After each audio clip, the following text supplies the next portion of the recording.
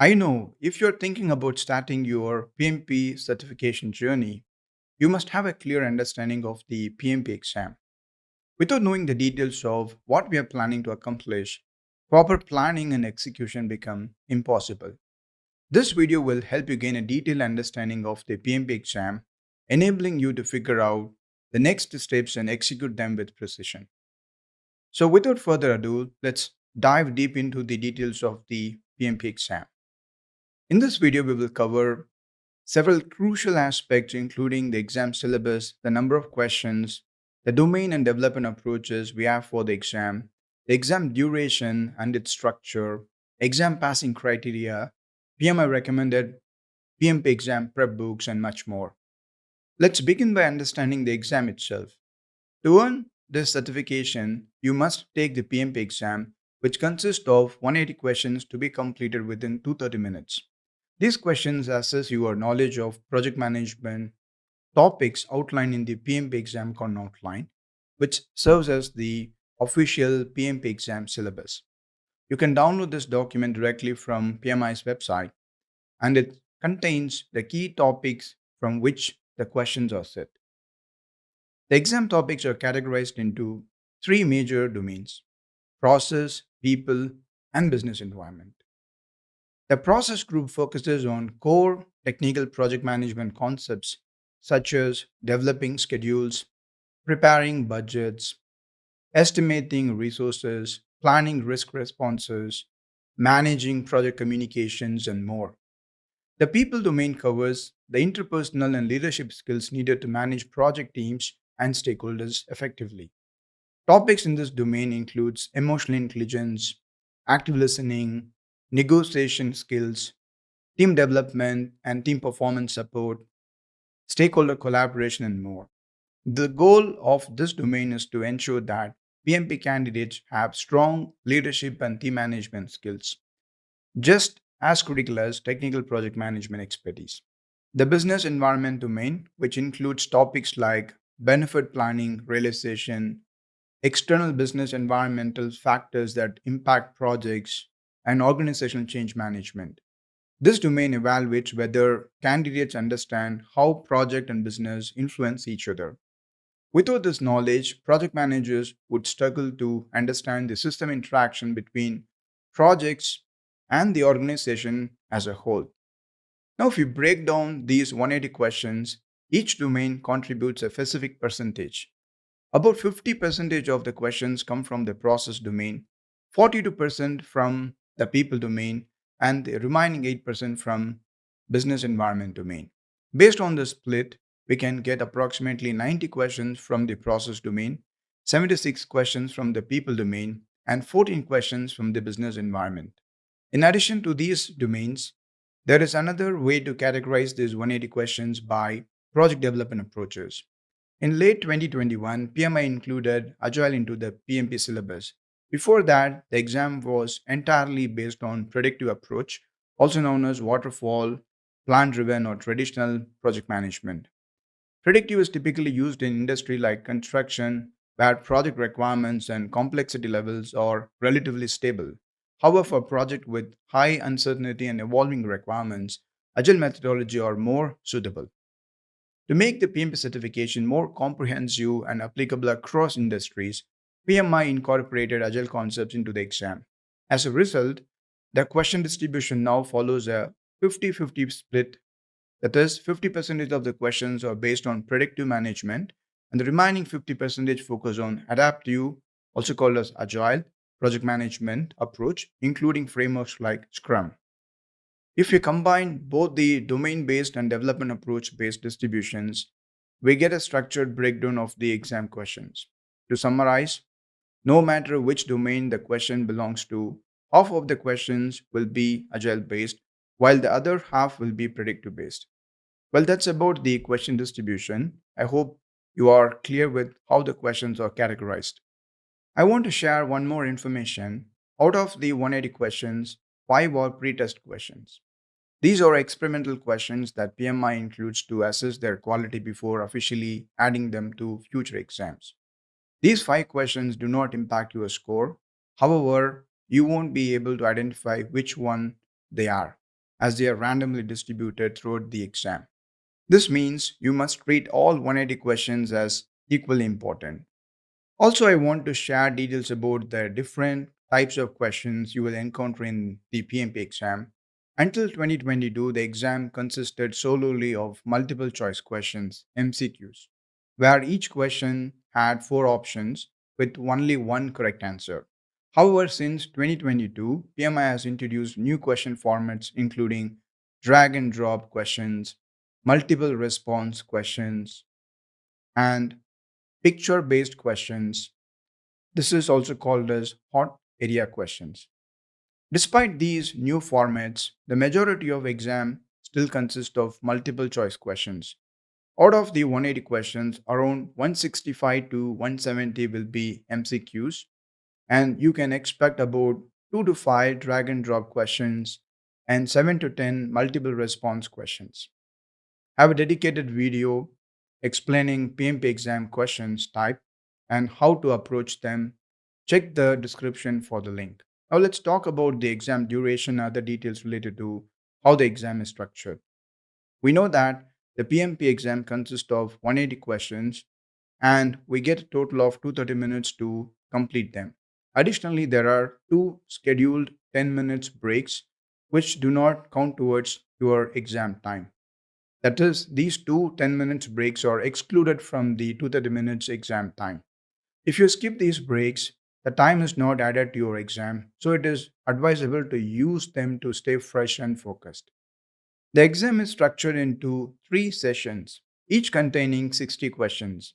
After completing the first 60 questions, you have the option to take a 10 minutes break before moving on to the second session, that is, question 61 to 120. After finishing the second session, you may take another 10 minutes break before proceeding to the final session, that is, to solve questions 121 to 180. Once you complete the third session, the exam ends. It is important to note that these sessions are not time boxed, meaning you can distribute the 230 minutes as you see fit. However, to ensure you complete all the questions within the allocated time, it is recommended to allocate approximately 77 minutes per session. A countdown timer is displayed on the screen, but the exam software does not provide alerts if you exceed your planned session time. Effective time management is crucial to ensure you have enough time to complete the final session, that is, questions from 121 to 180.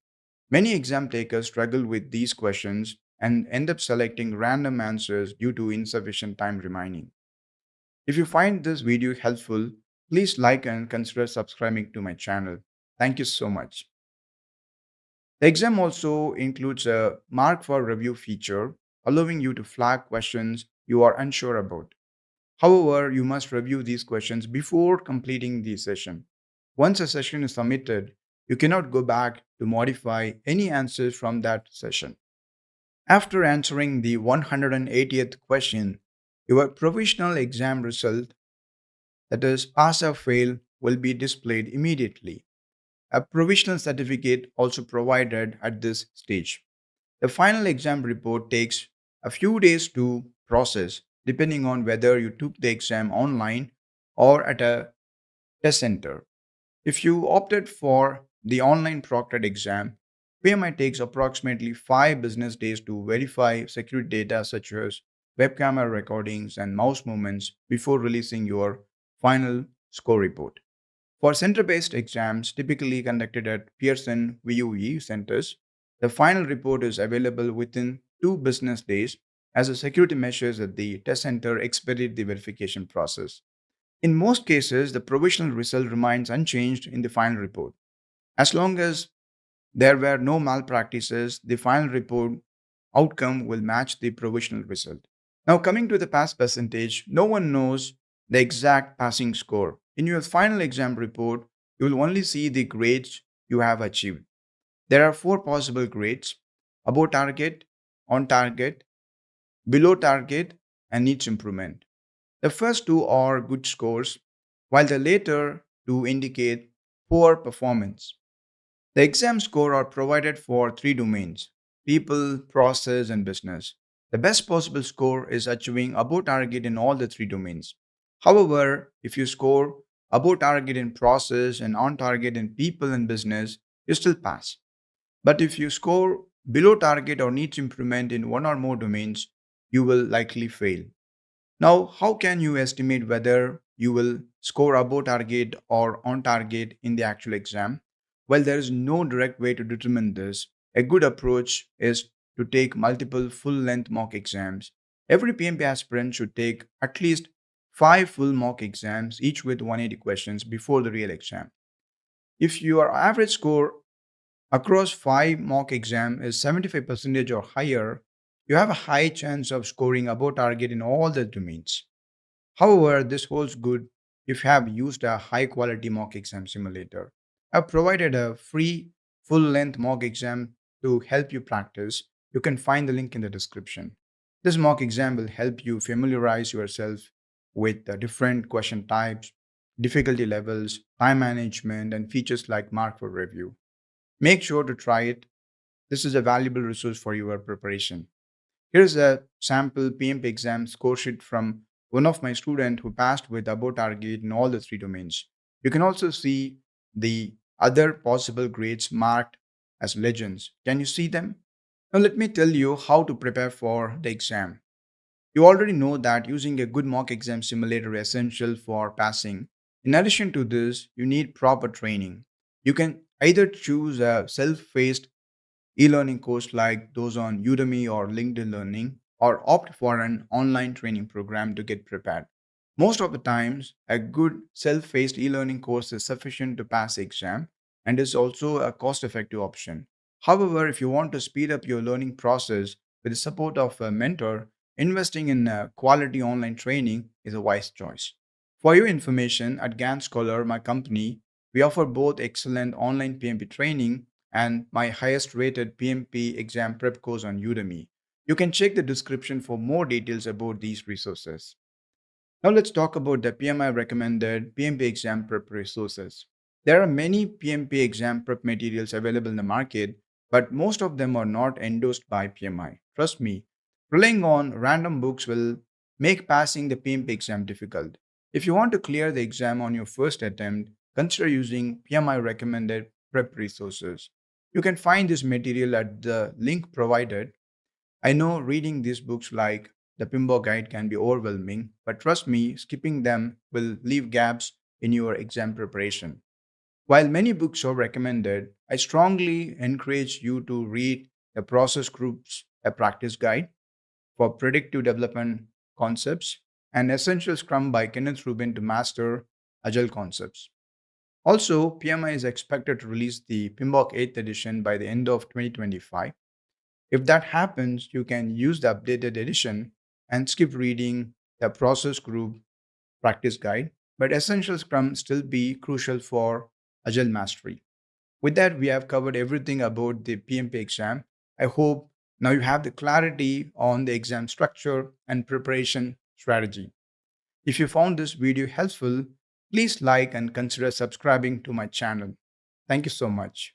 If you want to learn more about the PMP exam certification process, how to submit your application, check your eligibility, then watch this video for more details. I wish you all the very best for your PMP exam success.